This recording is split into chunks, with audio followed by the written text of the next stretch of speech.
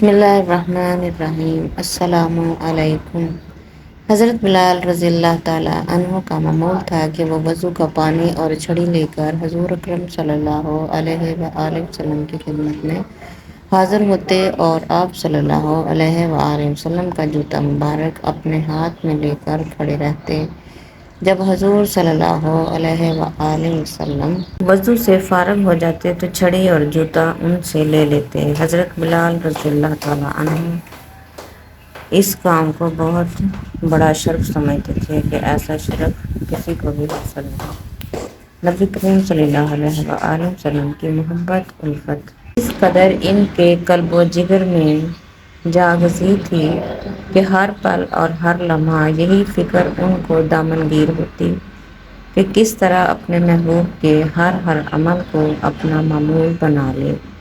حضرت بلال رضی اللہ تعالیٰ عنہ ہمیشہ بات کرتے ہوئے یہی کہتے کہ رسول اللہ صلی اللہ علیہ وآلہ وسلم نے یہ فرمایا، رسول اللہ صلی اللہ علیہ وآلہ وسلم نے وہ فرمایا۔ ان سے کوئی اور بات کی جاتی تو کچھ دیر وہ بات کرتے مگر پھر یہی آ جاتے کہ رسول اللہ صلی اللہ علیہ وآلہ وسلم نے یہ فرمایا، رسول اللہ صلی اللہ علیہ وآلہ وسلم نے وہ فرمایا۔ آپ صلی اللہ علیہ وآلہ وسلم نے فرماتے تھے کہ بلال کوئی بھی بات مجھ سے منسوب کر کے کہے تو اس کے بارے میں کسی شک میں مت پڑنا۔ حضرت بلال ان اصحاب میں سے ہیں جن کو دنیا ہی میں جنت کی بشارت دے دی گئی تھی، اور یہ ایک وجہ ہی کافی تھی کہ لوگ ان کی بے پناہ عزت کرتے، ان کی تعریف کرتے، اور جب ایسا ہوتا حضرت بلال اپنے سر کو جھکا لیتے۔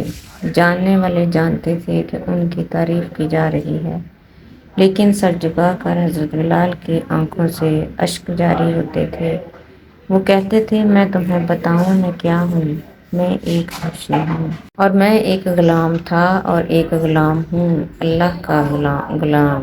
ایک بار ایک قبیلے کے کچھ لوگ رسول اللہ صلی اللہ علیہ وآلہ وسلم کے پاس آئے اور کہا کہ اے اللہ کے رسول صلی اللہ علیہ وآلہ وسلم، میری بیٹی کی شادی کسی سے کر دیں۔ آپ صلی اللہ علیہ وآلہ وسلم نے فرمایا، بلال کے بارے میں کیا خیال ہے؟ وہ لوگ پھر آئے، پھر کہا کہ رسول اللہ صلی اللہ علیہ وسلم، میری بیٹی کی شادی کسی سے کر دیں۔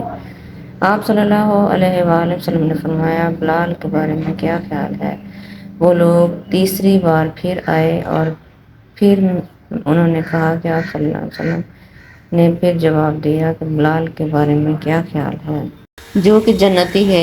ایک حدیث میں ہے کہ جنت حضرت بلال کا انتظار کرتی ہے۔ ایک مسلمان کی حیثیت سے ہم جنت کا انتظار کرتے ہیں، جبکہ جنت خود حضرت بلال کا انتظار کرتی ہے۔ ایک بار فجر کی نماز کے بعد آپ صلی اللہ علیہ وآلہ وسلم نے حضرت بلال سے پوچھا کہ تم ایسا کیا کرتے ہو کہ کل رات جب میں جنت میں داخل ہوا تو میں نے اپنے آگے تمہارے قدموں کی آواز سنی؟ حضرت بلال نے جواب دیا، یا رسول اللہ صلی اللہ علیہ وسلم، جب بھی میرا وضو ٹوٹتا ہے میں دوبارہ وضو کر کے 2 رکعت نفل ادا کرتا ہوں۔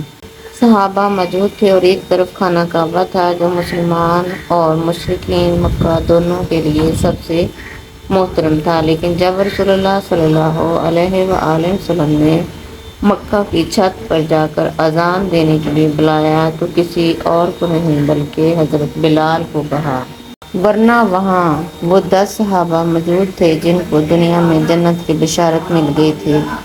وہ اصحاب موجود تھے جو بدر میں آپ صلی اللہ علیہ وآلہ وسلم کے ساتھ شریک ہوئے۔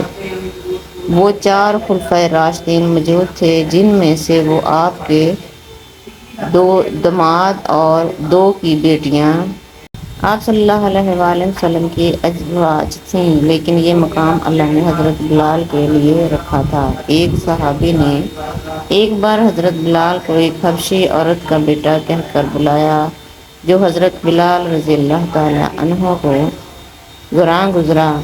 آپ رسول اللہ صلی اللہ علیہ وآلہ وسلم کے پاس آئے، ساری بات بتائی۔ آپ صلی اللہ علیہ وآلہ وسلم نے ان صحابی سے فرمایا کہ تمہارے اندر اب تک زمانہ جاہلیت کی باتیں موجود ہیں۔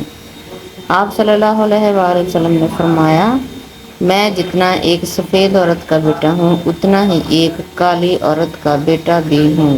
حضرت حلیمہ سعدیہ رضی اللہ تعالی عنہا اذان دیتے وقت جب اشہد ان محمد الرسول اللہ پر آتے تو آپ صلی اللہ علیہ وآلہ وسلم گھر سے نکل کر مسجد کی طرف آتے تھے۔ پھر جب علالت کا وقت آیا اور آپ صلی اللہ علیہ وسلم سے امامت کے لیے آیا نہ جا سکا تو حضرت بلال خود آپ صلی اللہ علیہ وآلہ وسلم کو بلانے جاتے۔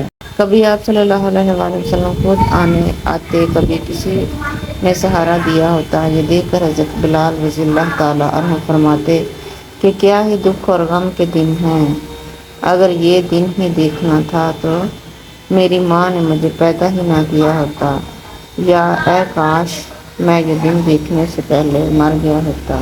پھر یوں بھی ہوا کہ حضرت بلال رضی اللہ تعالیٰ عنہ اذان دیتے ہوئے غم سے بے ہوش ہو گئے۔ آپ صلی اللہ علیہ وسلم کی وفات کے بعد جب آپ صلی اللہ علیہ وآلہ وسلم کا جسم مبارک بھی وہیں تھا، حضرت بلال نے اذان دینے کی کوشش کی، لیکن اشہد ان محمد الرسول اللہ پر پہنچ کر ضبط کے سارے بندھن ٹوٹ جاتے تھے۔ اس لیے آپ رضی اللہ تعالیٰ عنہ نے مدینہ چھوڑنے کا فیصلہ کر لیا۔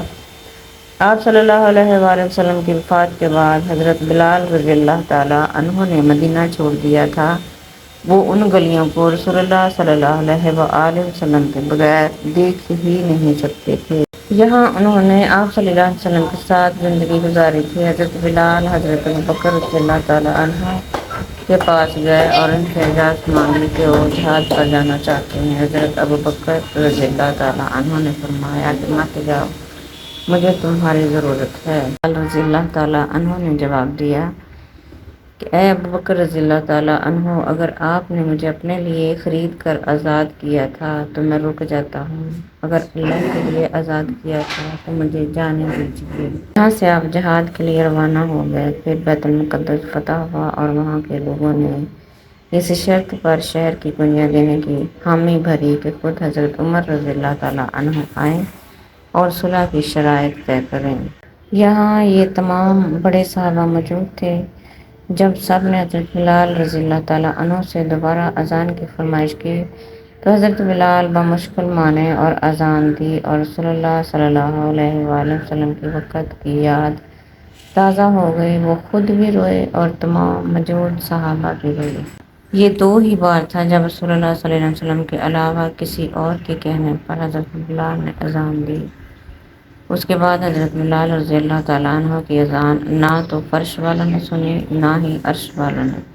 یہ فخر صرف بلال رضی اللہ تعالیٰ عنہ بن ابی رباح کو حاصل ہے کہ جنہوں نے خانہ کعبہ میں، مسجد نبوی صلی اللہ علیہ وآلہ وسلم میں اور مسجد اقصیٰ میں تینوں جگہ اذان دی، تینوں جگہ توحید کا اعلان کیا۔ معزز ناظرین، انشاءاللہ آپ کو میری یہ ویڈیو پسند آئے گی تو پلیز اس کو لائک کیجیے گا، سبسکرائب کیجیے گا اور اپنے دوستوں میں زیادہ سے زیادہ شیئر کیجیے گا۔ شکریہ، اللہ حافظ۔